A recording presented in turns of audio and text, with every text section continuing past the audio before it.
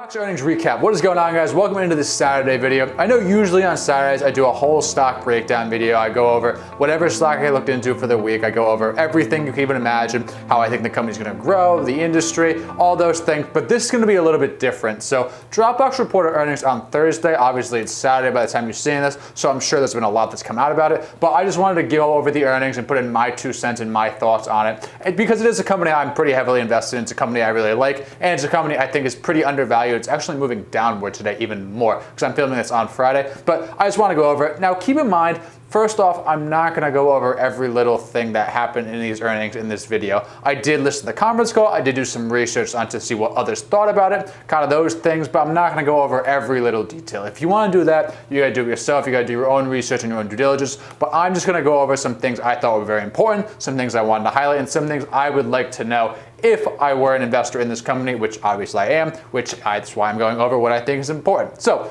hopefully you guys get some value out of this. Hopefully you guys enjoy this. If you do, please drop a like on the video. That really means a lot to me. That really helped me out massively. By dropping a like on the video, you actually push the video out to a whole new audience. So that means more and more people will see this, more and more people can get value out of it, and more people in turn will come to the channel and subscribe, and we can grow together. So if you don't mind, drop a like on the video. That would really mean a lot to me. Also, if you haven't yet, this is your first time, welcome. Go ahead and subscribe to the channel and turn on that notification bell so you don't miss any future uploads. So getting right into the numbers here, Dropbox did come out and beat on EPS on a non-GAAP basis, and they also beat on revenue. They beat on EPS by 4 cents, reporting 28 cents per share, again on a non-GAAP basis, compared to 24 cents a share that analysts were expecting. This is up from 16 cents in the fourth quarter of last year. They also beat big on revenue by 13% or by 5.43 million, coming in with revenue numbers for the fourth quarter of 2020 at 504.1 million. This revenue number is up from 446 million in the fourth quarter of 2019. As for their gross margins, those came in at 80.1%, which is up 2% year over year from the fourth quarter of 2019. Total annual recurring revenue was over $2 billion for the first time, which is up 11% year over year. More specifically, this was up from $1.82 billion in 2019. Then along the same lines, ARPU, or average revenue per paying user, was up 4.5% year over year. This is about flat compared to the 2018-19 period. Paying users also increased from 14.31 million at the end of 2019 to 15.48 million. So with this one, and as you can tell with the graphic on the screen, this one I want to pay a little bit more attention to in the coming quarters, and this is going to be very important to see, and this is one thing I really do want to monitor that I saw in these earnings. Obviously, they grew from 12.7 million paying users in 2018 to 14.31 users in 2019 for about a 13% increase. Obviously, this year those numbers came in at about 8% of an increase. So obviously, that's not as much growth in paying users as it is in the past. Now, is this something I'm very concerned about as an investor? Not really, but I do think it's something worth keeping an eye on to see if they can, I guess, come back and see more growth and get back to that double-digit paying user increase, or if it's going to be around 7-8%, if that's where the height of this can be. It's just something I really want to pay attention to and just see how Dropbox responds in this situation. Operating margin also increased to 21%, up from 12% at the end of 2019,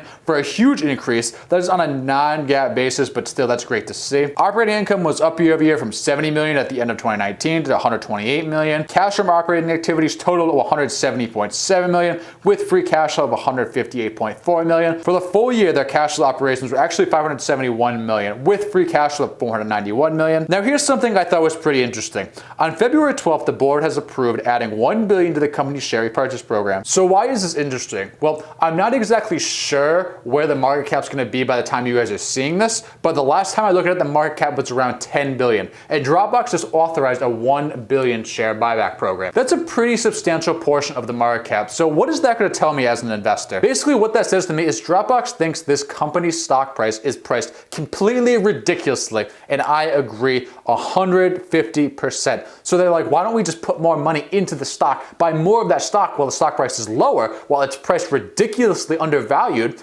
and just see the long-term games of it. Now, remember, this is not something like Apple where they do 58 billion in net income. Like, Dropbox just did over 2 billion in revenue last year. Like, it's not a stock like Apple where they just have, $1 billion is really nothing to them. $1 billion is a lot of money. So the fact that I see this management team putting more of their money into this stock, it just makes me pretty happy as an investor, and just makes me think bigger things are coming for this company, because this management team really believes and really sees that vision that they're portraying. Now, here's the big one, guys. So they gave their guidance for 2021. They said for the first quarter, they expect revenues from 504 to 506 million, but for the full year, the entire year, they gave guidance for their free cash flow of 645 to $655 million.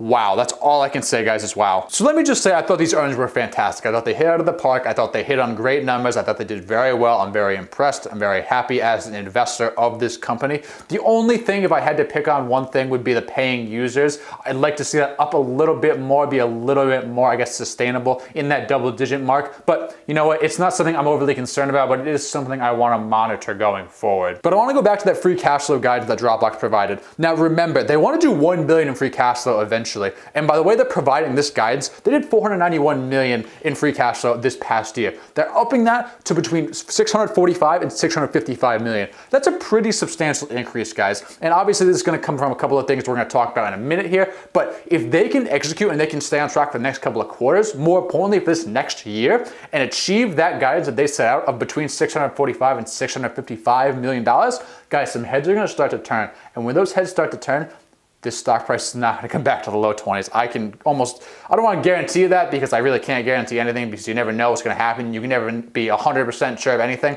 but I'm feeling pretty good that this stock price will not come back to the 20s. Now, after these earnings came out, and I'm not exactly sure where this is going to be, the stock price is going to be by the time you guys are seeing this, but the stock price was down 5% after hours. And some people might be confused by this, and they might be thinking, why is this stock price down? They had pretty solid earnings. I don't get it. And maybe this article will show you why the stock price was down exactly after hours. Dropbox slips to a loss after taking $400 million real estate hit due to remote work. Dropbox swung from being profitable to losing money in the fourth quarter as it transitioned to a remote configuration following technology companies such as Atlassian and Twitter. The impairment charge resulting from the charges was excluded from the non-GAAP results, which showed an annualized increase in profit. Dropbox on Thursday reported a $398.2 million one-time charge in the fourth quarter to reflect the company's shift to remote work. As the virus emerged in the US last year, companies closed offices and pushed their employees to work from their homes. Some companies observed that remote work did not hurt, and in some cases helped productivity and employee satisfaction, and sought to make it more permanent.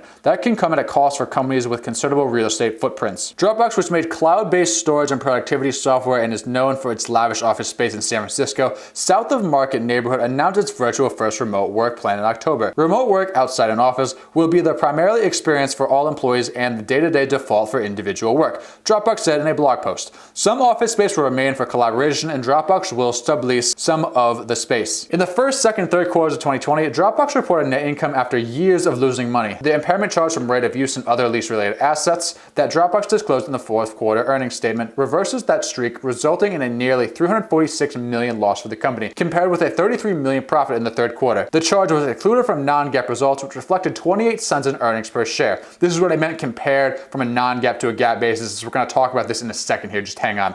Up from 16 cents in the year-over-year quarter, and exceeded the consensus of 24 cents per share expected by analysts polled by Refinitiv. Dropbox shares were down 1% in extended trading. Before Dropbox committed to having its people work remotely, technology companies include Atlassian, Twitter, and Zillow had said they would allow employees to continue work from home even after the pandemic subsides.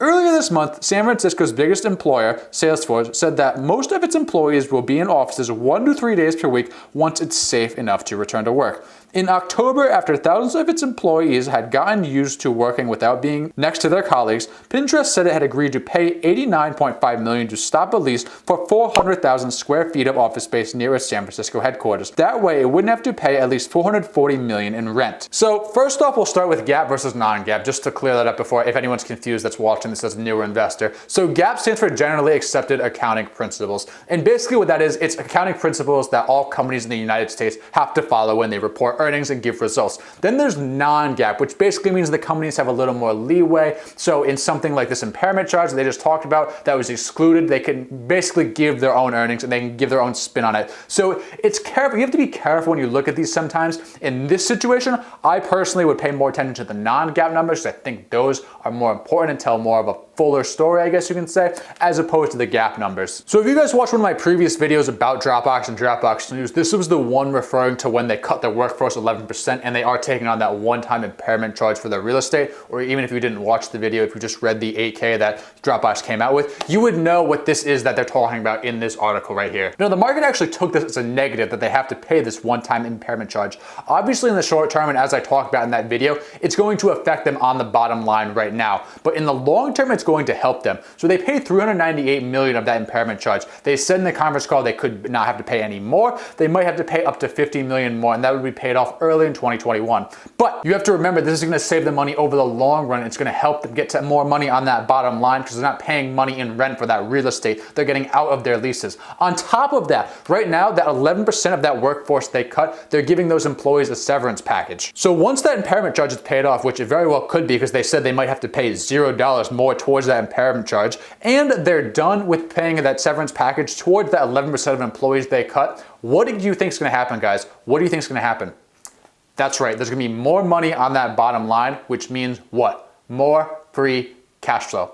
More free cash flow. That's why there's such a big jump in the guidance from $491 million that they did in 2020 for free cash flow compared to the $645 to $655 million they gave guidance for this year in 2021. Now, I do feel bad for the employees that did lose their jobs because obviously you don't want to see anyone ever lose their job. But from, I guess, as an investor standpoint, for really lack of a better phrase, this is honestly a good move for the company because it is just going to put more money in their bottom line. As for this article I just read to you guys, I think it's complete BS, to be perfectly honest with you. I don't think it takes into consideration anything that Dropbox is doing, the space that they're attacking. They're still able to grow users. They're still able to grow bottom line. They're still giving great guidance for free cash flow. And this just really reaffirms my point that CNBC really just has complete tunnel vision and they just completely look in the short term all the time. And people ask me all the time, how can you see through this? Like, how do you develop your own opinions like this? Guys, it honestly just comes from putting in the work at the end of the day. It comes from reading the 10Ks, the 10Qs, the conference calls, staying up to date with the company. That's where it comes from, because if you're not doing that, it's going to be pretty hard not to get caught up in all the noise. I know from experience, trust me, I've spent many times early in my investing career getting caught up in all the noise.